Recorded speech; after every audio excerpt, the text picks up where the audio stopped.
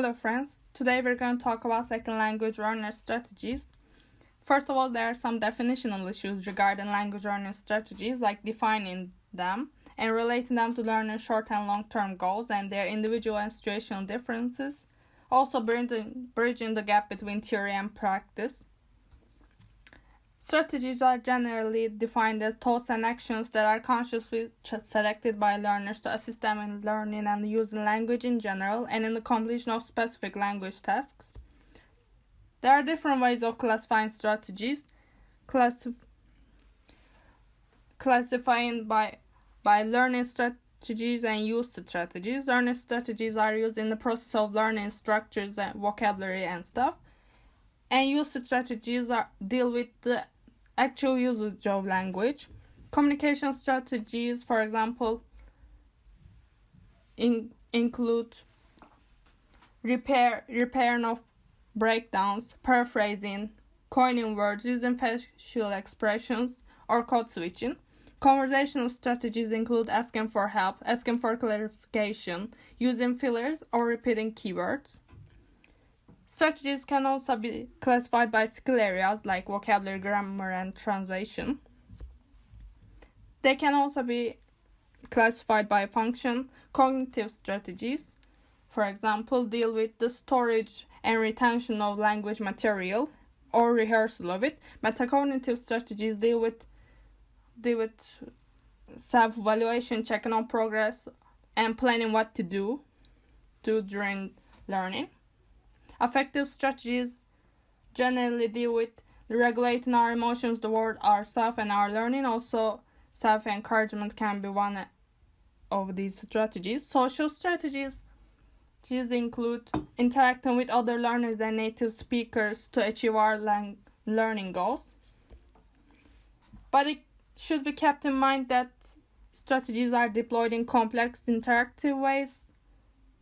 It can be challenging to determine the type of strategy that is being used at a given moment. And the field of language learning strategies got its start with an article by Rubin. Rubin sat in on French, German, and Spanish classes, observed them.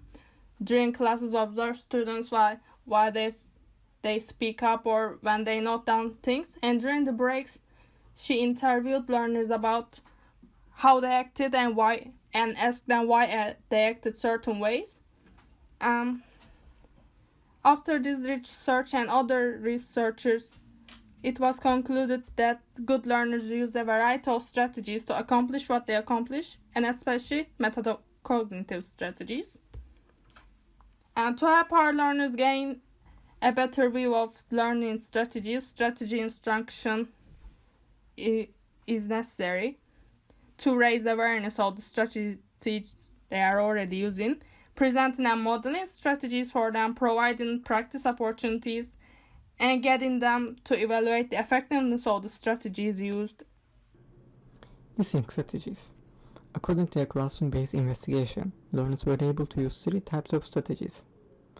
1. Obtaining new information from interlocutors, which are uptaking, which indicates they are listening and understanding, and faking, which is indicating comprehension when they are not understood. Second, confirming all information, which is repeating speaker's words with a rising or falling intonation, and clarifying all information, which comes at sentence level reprise, repeating a word or words without understanding them at a sentence level, and global reprise, signaling a comprehension problem but without indicating what. According to a case study about comprehending audio text, shows that main strategies used are prediction using background knowledge, listening for keywords, note-taking, translation, prediction confirmation, getting impossible answers. For reading strategies, according to a group study on 11th grade EFL students, the results show that compensatory strategies were reportedly used the most frequently, with translation being the most frequently reported strategy in this category. Metacognitive strategies were reportedly the strategies least used by these vocational high school students. In addition, female students had higher mean scores on most of the reading strategy items, and proficient students used more strategies than less proficient ones. The explanation offered was that the proficient students choose to use various EFL's reading strategies in order to comprehend the text, while less proficient students tend to skip the unknown parts. Another case study documented how two students, one at a law school and the other doing a master's in business administration, used language studies differently to succeed in their respective programs. For example, the business student's response to the teamwork requirement of MBA program was to worry about communication in English. Because of his concrete, sequential, and introverted learning style, he adapted to this challenge by creating and relying on summaries, and by working individually and comparing results with his teammates after establishing his own understanding. The law student, on the other hand, responded to the workload in his program with a general strategy of extending the minimum effort sufficient for getting by.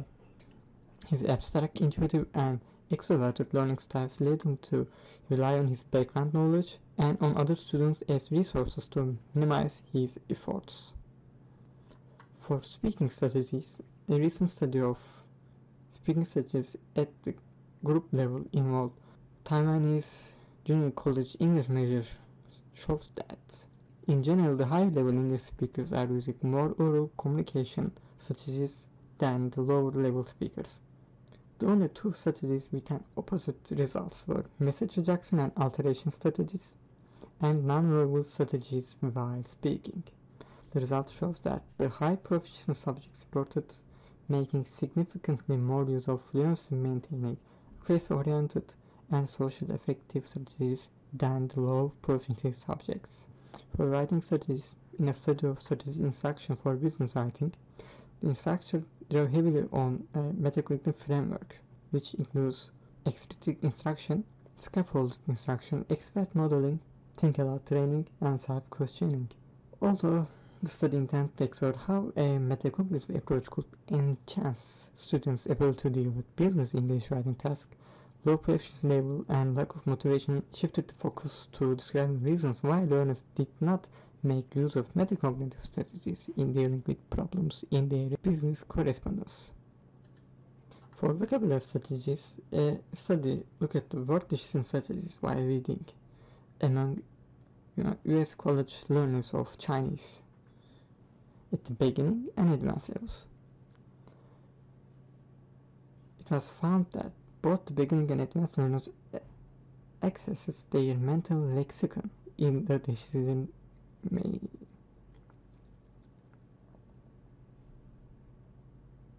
For vocabulary strategies, a study looked at word decision strategies while reading among US college learners of Chinese at the beginning and advanced levels.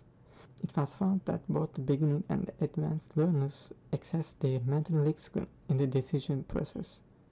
Other strategies both groups used included making guesses based on intuition, combining the semantic information of each constituent character, deriving word meaning based on the semantic information about the constituent characters, applying knowledge of parts of speech to the target item or adjacent characters, and using contextual information. When it comes to learning strategies for distance education, there are different strategies and problems. There is a study focused on the use of CMS, course management software, to improve English proficiency of international students. The aim was to show that technology could be effective in encouraging learner autonomy. They showed how CMS enabled their students to work without supervision and get feedback other than the right answer. Of course, there was resistance on learners' part. Age, lack of experience with technology, and preferences on depending learning styles were observed. We know these are interrelated, like the most common example, old age and technology. Technically, test-taking strategies are not language learning use strategies. They are test management or test wiseness strategies. However, since responding to a language measure involves driving on strategies for the various language skill areas, test-taking strategies should still be researched. One issue in language assessment task is the extent which learners make use of their L1 and other languages while performing the target language.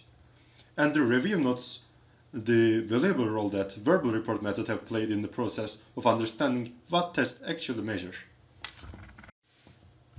A direct quotation: A challenge for test-taking strategy research is that of finding ways to make the research effort as unobtrusive as possible, while at the same time tapping the test-taking processes.